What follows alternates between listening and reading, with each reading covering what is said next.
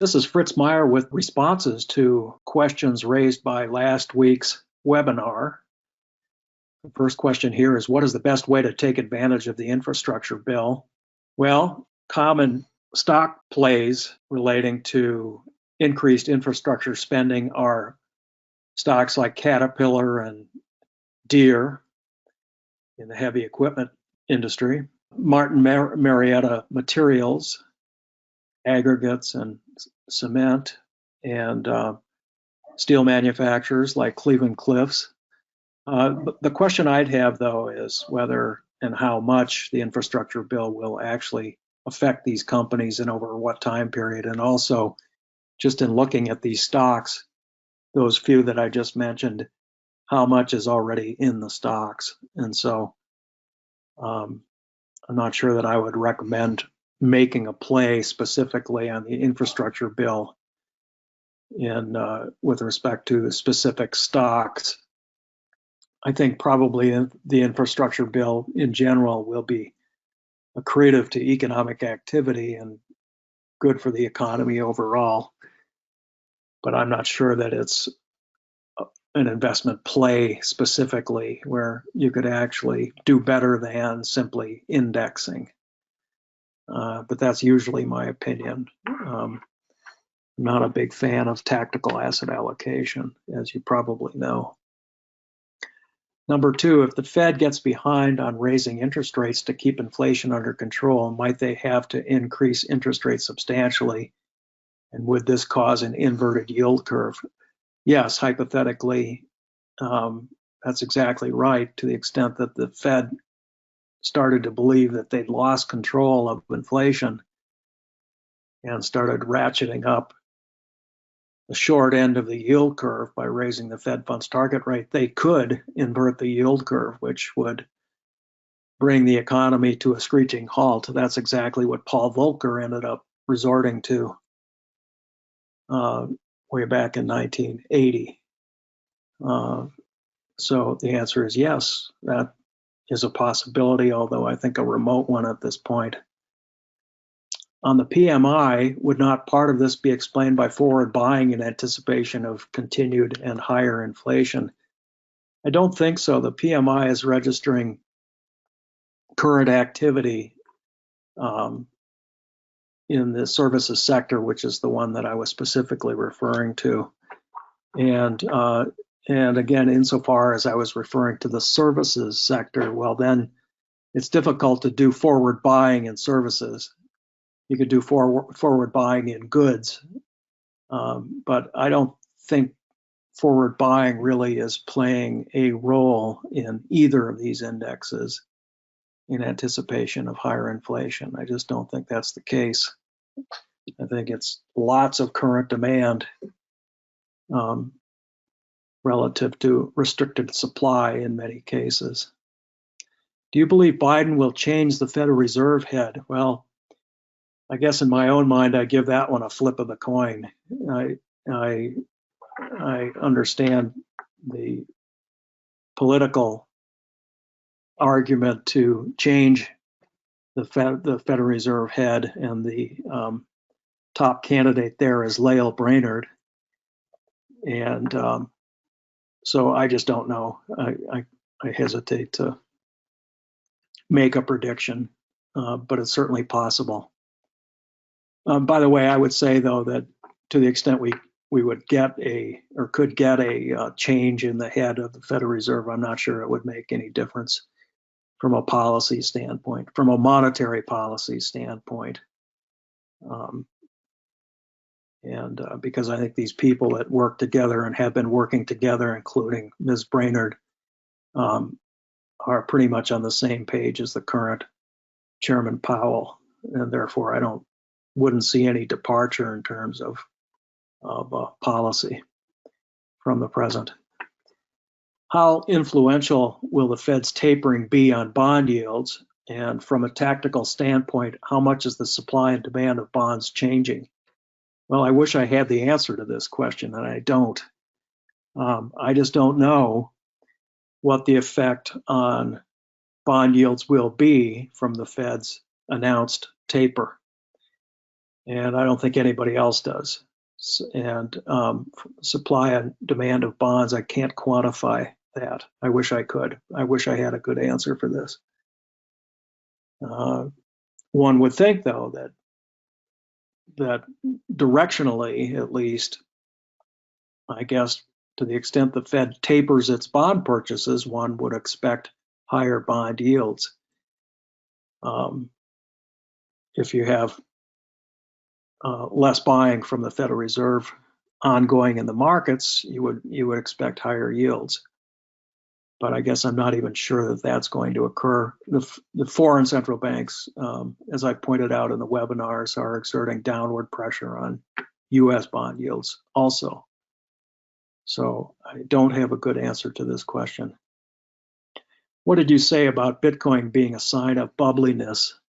Well, what I was saying is it's not just Bitcoin, it's all of the coins. And I think I read there are now thousands of these coins, digital coins, in circulation. And that to me is a sign of speculation, bubbliness, if you will, to the extent people are willing to put real money into these very speculative coins of one kind or another.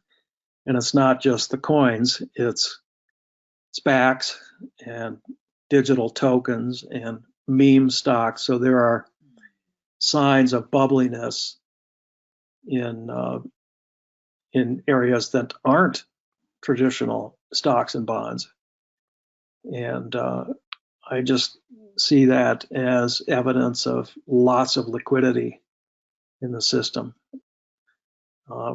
Investors and speculators having ample cash available to them with which to make speculative bets in one form or another.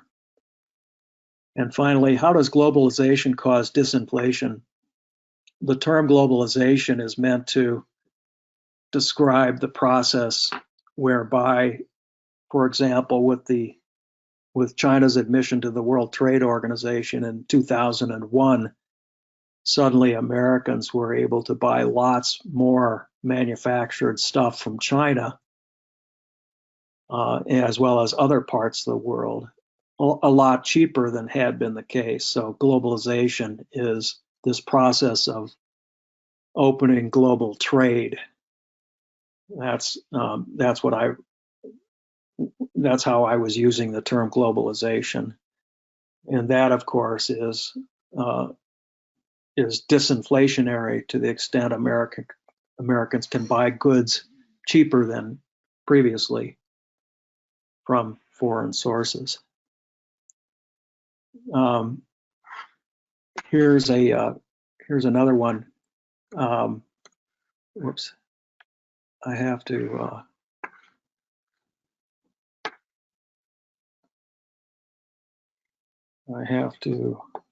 go to this because I can't read. Tesla still doesn't make any sense to me on your chart of PEG ratios. Please explain. I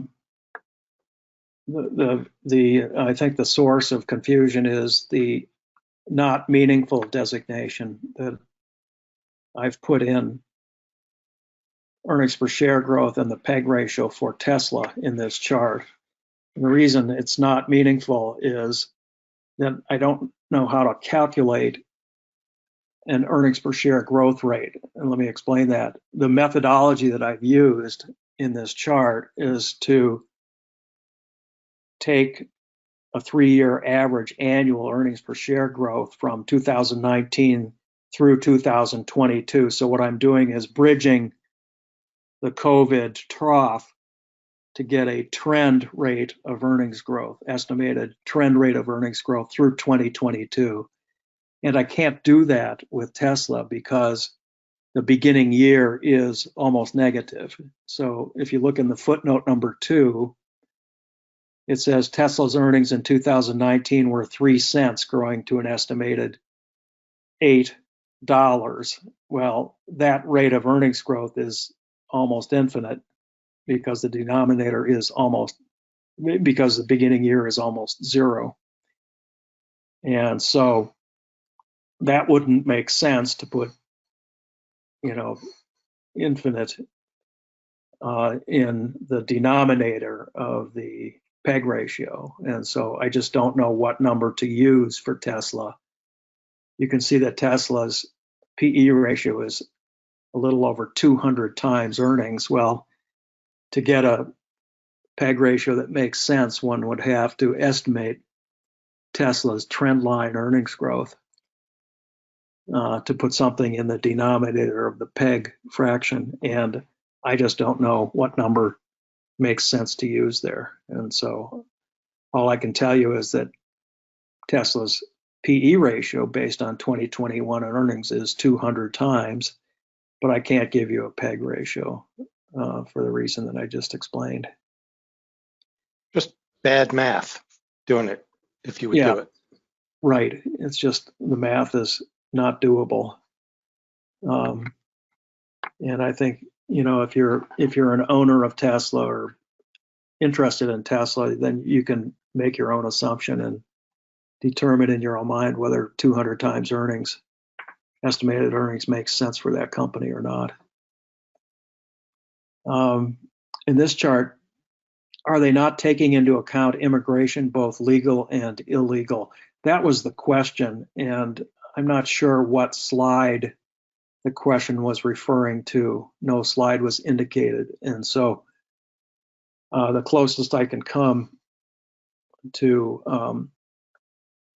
the gist of the question is U.S. population growth dependent on net immigration? And the answer is yes, very definitely so, which was this chart. What I was talking. And I think that's exactly what she was asking. Okay. Yeah. So it is really important to understand that estimated growth in the U.S. population and the U.S. workforce, which was really the subject that I was talking about, going back to estimated GDP growth potential, as you can see in the top of this slide, is a function of the sum of productivity gains and growth in the labor force. And importantly, growth in the labor force is heavily dependent on net immigration in the years ahead. Even today, a big piece of net increase in the workforce, in working age population, is coming from net immigration. So you can see that in this chart. And it will continue to be very important to that aspect of GDP growth potential. In this chart, several clients believe that inflation is significantly higher than government is showing. Can you comment on this? Well, first of all, just to establish what the inflation numbers are, on the personal consumption expenditures deflator, it's 4.4%, most recently measured. And then in the CPI released last week, it was 6.2%. I don't know if people believe that 6.2% is understating inflation or not. To me, that's running pretty hot. But what I would say is, to the extent people believe that the government's not giving us accurate figures, I would say that your perception of inflation importantly depends on what you are consuming. And in some cases, I think people legitimately are facing more inflation in let's say in food or gasoline or their rent or other frequently consumed items than the government's headline number. But remember that the government is creating a basket of all goods and services that are being consumed. And for example, most recently, airfares are actually much lower. Inflation in airfares are actually much lower year over year than the headline number, or car and truck rentals, or lodging away from home. So these are categories that perhaps many people don't even consume, and so they're not aware that prices there are actually very, very nominal. Price increases there are very nominal. So it really depends on what you're consuming that dictates and and determines what your perception is of inflation. But no question, some people are facing higher than the overall headline number in the inflation that they're experiencing. In this chart, how many years do bubbles last? Oh, that's a great question. There are lots of studies of bubbles, and all I can do is refer to the last stock market bubble that I always talk about in the monthly webinars. And in this chart, just give you an illustration of how this bubble lasted from, let's say, it started to inflate in, let's call it 1996, and then collapsed in around 2001, 2002. So that bubble, you could say, lasted 5 or 6 years. That's just the most recent example of a bubble. There was a book written many, many years ago about extraordinary delusions and the something of the crowd. I can't remember, but this is digging deep. Madness. In the madness of crowds. This is digging deep in my own memory bank. But the description of the South Sea Island bubble and the tulip bubbles, and so there have been other bubbles, and actually I don't recall exactly how many years those bubbles lasted,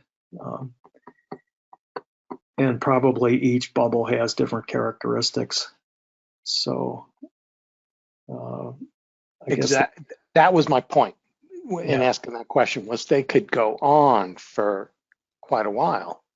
Yes, can go on for quite a while, or not, or not. And it just depends on the specific driver of whichever bubble you're talking about. And I think that's it as to those questions. So one thing I want to pin you down on, you're not a fan of tactical asset allocation, you said earlier. Right. And that was in reference to whether or not you could play the infrastructure bill. But on the other hand, you also say that stocks are attractive relative to bonds currently, and there's an earnings valuation paradigm shift that's been going on and could continue. How do we jibe these two conflicting statements? Oh, I don't see that they're conflicting. In other words, the infrastructure bill, I think, overall is a net positive for U.S. economic activity, and therefore it's a positive for the stock market at the margin. I actually don't think it's that significant. It's in size. It'll be spread out. That spending will be spread out over many years. But isn't that a different issue than stock market valuation, which is dependent on the bond market and bond yields? And bond yields probably remain relatively low, which will support stock market valuations is for the foreseeable future, at least as far as I can tell. It's just a more important difference. It's not, you're saying it's not a play, it's kind of a structural. Right. Yes, it's not a play. I mean, probably every major investment firm has a list of stocks that are going to benefit from the infrastructure bill. But if you asked me, would you buy that list of stocks? The answer would be no, not necessarily. Probably any good news is already priced into those stocks. And secondarily, how much is the infrastructure bill actually going to add to Cat's earnings or Deere's earnings or Martin Marietta's earnings? And the answer is, I don't know, but probably very little would be specifically attributable to the infrastructure bill. But it is an asset class play. You mean it's a sector play? Well, I'm not talking about infrastructure. I'm talking about the paradigm shift in earnings I see. valuations. So stocks as an asset class Yeah, play. is It is a relating to the infrastructure bill, or just no. I'm just saying that it is kind of tactical in that way. I mean, you're actually saying that this stocks are going to be attractive for the long run, right? partly because bonds are not going to be attractive for the long run. Yes, right. So if you're calling that a tactical asset allocation move, Requires judgment. I mean, it requires yeah, deviating. It requires looking at the past and saying, I'm making a judgment about the yeah, future. yes. And you're saying, and also you're saying, to some degree, you're saying this time is different. Yes. Well, you are, which is what we don't hear from you. You're saying in the case of infrastructure, this time is not different. It's not all that different. Right. But in the case of stocks versus bonds, it is This a time paradigm shift. because we've never seen bond yields where they are today, with the prospect for more of the same. Yes, Yeah. it's really weighting that in your mind that is so important for advisors, maybe. Yeah. Okay, good. Thank you for satisfying that itch.